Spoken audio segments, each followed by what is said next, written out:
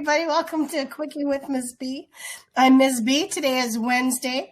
I apologize for my voice. Hopefully, as time goes on, it'll get better.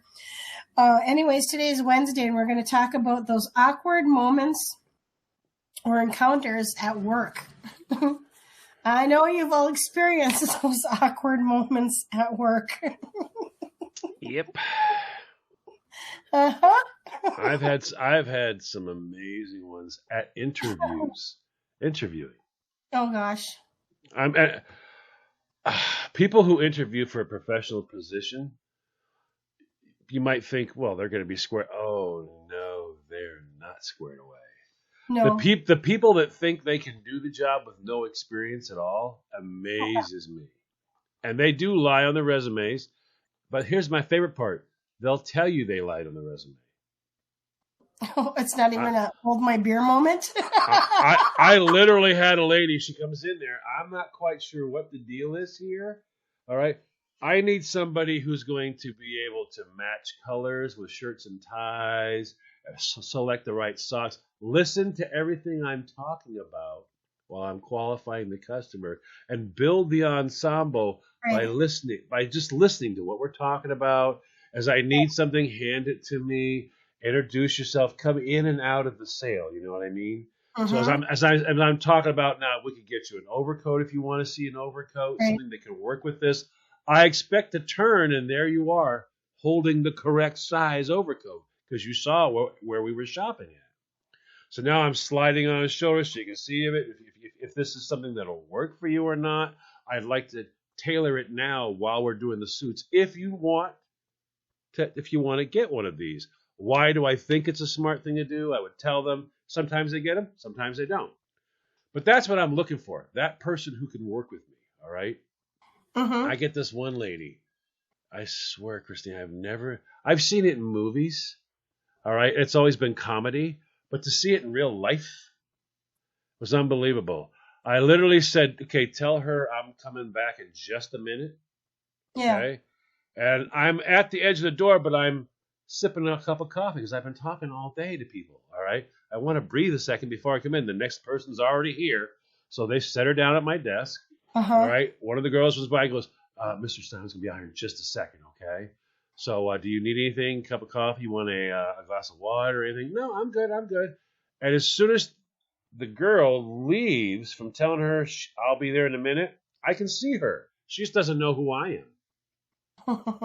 I see her begin to lift things. Adjusting the girls. I see her start lifting things, and then you know how a guy when he sits down he pulls his pants up a little bit when he sits down?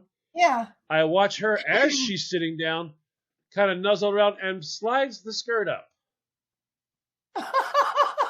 Okay. And I'm thinking, that's odd. I put the cup of coffee down. Of course, I make eye contact with one of my tailors who's like the mother of like 4 and a grandmother and a great-grandmother. And she's like looking at me going, scowling like, are you even going to speak to this thing? She saw the whole thing. And I walk in there and I sit down and I shake her hand and I pop up the computer so I have, something for my eyes to look at. So, because I already know what the plan is. Right. So I need to stay over here because obviously looking at her with eye to eye isn't going to work either because she's probably going to try to stand up and leave. Hold on. Can you see? Hold on. I can only imagine. There'll be some more adjusting going on. I sit down and I start talking to her. As I pull up her application, so it's on the screen. So her and I are talking. She can see what I'm looking at. She knows why I'm looking at it. Okay. I have to have an excuse for not making eye contact. Right. So I put her application on the screen, so I can point at it, and we're going to go over it. I'm going to ask her to tell me a little about this, and she literally puts her hand, Christine, on. I have one hand on my left leg. The other one I'm using my right hand to work the mouse, and I'm pointing to stuff. So I just got my hand right here. She's 1.5 feet away from me. She leans over and goes, let's be honest. Puts her hands like this on my hand, which is on my knee. Hand So over her hand. well, here it gets really weird now because I pull my hand out and then both her hands land on my knee. Oh my God. So I'm not sure where to go right now. I want to grab her hands and pick them up and drop them on her lap. Excuse me. Mm-hmm. But I don't want to touch her. Mm-hmm. So I literally turn my chair and her hands fall right off my face. And she goes, I'm sorry. I wanted to say that's okay, but I didn't say anything. I went, okay. I started pointing the screen again. So here, tell me about this. She goes, well, like I was saying, I apologize for touching you, but like I was saying, I want to be honest with you. None of that's real.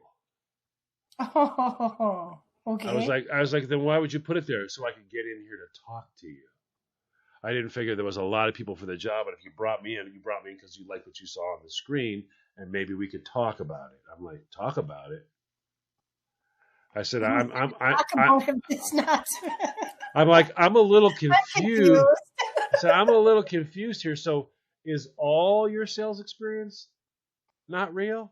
She goes, well, I've sold, but I haven't sold that. So what have you sold? Well, I worked at a 7-Eleven, so I've sold a lot of different things. I'm like, at a 7-Eleven? Oh, we sell. She's like, we sell food, we sell like milk, we sell cigarettes, we sell lottery tickets. I've sold a lot of different things. I said, but doesn't that really, when someone walks in and goes, I'll shop, I'll hand you the money. I mean, so I said, well, when a person, I said, so when someone walks up to the counter and asks you for a pack of cigarettes, how do you convince them? How do you convince them and give them a logical, rewarding reason to buy milk with the cigarettes? She's like, well, we don't sell like that. I'm like, well, then that's selling. See, so you haven't really sold anything. I like a pack of Marlboros. Well, would you like the lights? Those ones are better. Or would you like to try the Camels? I motioned to my assistant manager to come here. Comes here, and I also motioned to another person who's a female to come here, please. So I want them to stand right there now. I said, so you don't have any sales. Now she's nervous. So none of these sales experiences are real. You worked at a 7-Eleven, and you don't actually have any sales experience. I said, but I think you tried to sell yourself here today, but I think it wasn't the right way of doing that. So what I'm going to sell you is I don't have any logical, rewarding reason to hire you, and it does state here on the bottom that lying on this means that's it. We're done. I said, so I guess we're going to just agree to disagree and say we're done. Christine, you know what she said to me when she stood up? Huh? So I didn't get the job.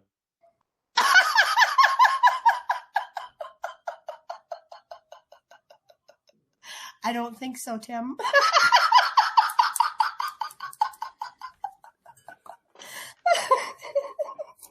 That was awkward. Because we all know my temperament. And after you just did that to me, and then I say, we're going to agree to disagree, okay? And I excuse you, and you didn't make the sale today. You turn around and look at me and go, so I didn't get the job? We all know John has a lot of things he wants to say right then. And I'm proud of myself because I didn't say any of them. I bit my tongue. I smiled, just shook my head no.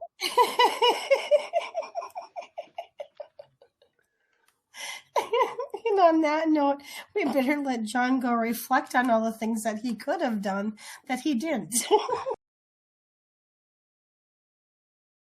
Welcome back, everybody. You're listening to A Quickie with Ms. B. If you missed the first half of the episode, please go back and check it out. Just want to take a moment to say thanks for listening to our episodes. If you missed any of them, please go back and check those ones out too, because we got some pretty funny, interesting conversations that go on, especially the hot dog. Indeed. Hot dog car. You don't suppose if he rear ends somebody, part of his weenie will come off, do you?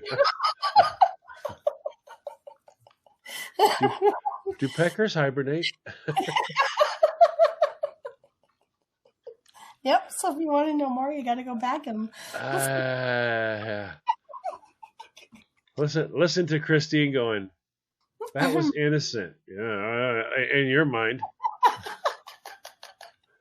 well, It was in your mind. I understand. I know where you were, and it was completely innocent. It's the rest of the planet that I'm curious about. anyways, if you are enjoying our show and you want to let us know about it, or if you have some topics that you want to hear us talk about, you can always email at us at Email at us. You can always yell at us in an email. What's wrong with you two? Get him some counseling. Oh my God, get him some counseling. You can do that too at missb@gmail.com. I'm going to have a spaz attack. I've actually got that email. Dude, seriously, you need help. I returned the email with, dude, seriously, I know. Are you here to help? I didn't get a second response. Okay. Excuse me for a moment. Pardon me, I had to clear my throat. Okay, so I got to talk about my work, my work one that you know that you talked about yours. So remember a while back when I told you that there was this girl that we passed each other in the hallway, and she just hated me, like so bad to the point where she wanted to walk through the wall to get away from me. Okay. The universe has a funny sense of humor. Let me just open with that line. Okay. Okay, so I'm sitting in my office. Now, part of my job is to, make sure that people, when they come in the office, they get the items that they need for the course of the day when they're doing their job. Okay. So I always get from time to time that there's a new person that's going to, be starting. So I got to make sure to get their items and get them on their merry little way. So the new person that was starting this particular week was the girl that hates me. Unbeknownst to her, though, she didn't know that I had this job. So she had to come into my office and where I keep the items are in a file cabinet so that they can just grab their items and go. So she was told to come into the office, grab her items, and then leave and do her job for the day. So she opens up the door. I turn around and I say, "Oh, good morning." She's practically running to the file cabinet to hurry up and get her items, and she almost trips. Grabs her item and quickly says to me, "Good morning," and then bolted out of the door faster than a bolt of lightning. Boy, does she not love you? It was just so awkward. I couldn't help it. It was just, and of course I'm sitting there at my desk just laughing because, Let me ask you this. Have you ever had... Excuse me. I had a weird one. There was a misunderstanding. Mm-hmm. I had somebody who was they were just rude to me. Mm-hmm. All right? I don't talk to them at all because I just think they're such jerks. Because every time, someone will make a comment and they'll look at me and go, "Oh, I bet you would, wouldn't you?" Yeah. And then walk out of the room. It's always like a slam, you know what I mean? And then one day, someone walks in and they say my full name. And you see the head snap around and go, "Did you say John?" They went, "Yeah, John blank blank." They went, "Oh, not Jonathan. It was just John." No, they went, "I thought your name was Chris." and I go, "Oh, this whole time, like that, like a total jerk." And I'm thinking, the engine started, sweetheart, because now I'm gonna be the jerk. I said, "This whole time?" She went, "Well, yeah." I was like, "So all the hate and all that and all the nasty stuff, I saw you push stuff off the desk one time, all that because I was that person, and now you're standing here going, Oopsie. All I got was the nod. Yep. Yep. Uh-huh. I just looked at it and went, guess we're going to have to work on that, huh?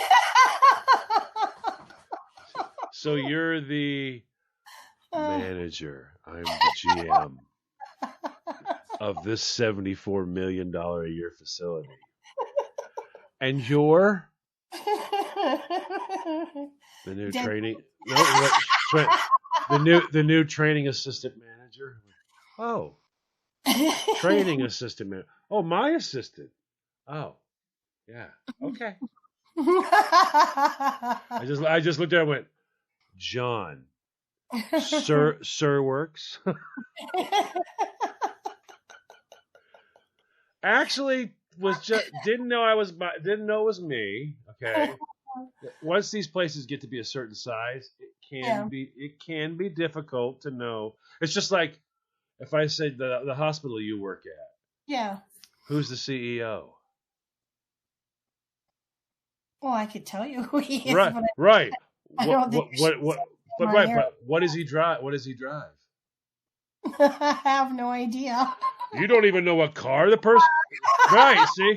So that's what I'm saying is you can once it gets to be a certain size, it can actually become like I can regurgitate the name. What color eyes do they have? I've never looked into their eyes. So then you don't know that person. Yeah. Well, all this time she didn't even know that I was the manager or the GM of the facility. She thought I was some jerk that worked in receiving. Because I go back to receiving a lot to make sure that my numbers are going to be good because nobody's pencil whipping the stuff they bring in. They're actually counting it off the trucks. So I like to be sure I'm on top of that. So I'm in receiving a lot. Right, it's my job. I'm in receiving a lot. I'm in all the departments a lot. But apparently she thought the best thing she could do was to treat me like trash. And then all of a sudden, boy, the look on the brakes that slammed on like a head-on collision was coming, and the snap back of the head when they went, did you say John blah, blah, blah? Yeah. I thought your name was Chris. No. No. And you're the GM. And you're your new training assistant manager? Goody. Hope you like long shifts. Oh my goodness. And on that note, I think I need another cup of tea.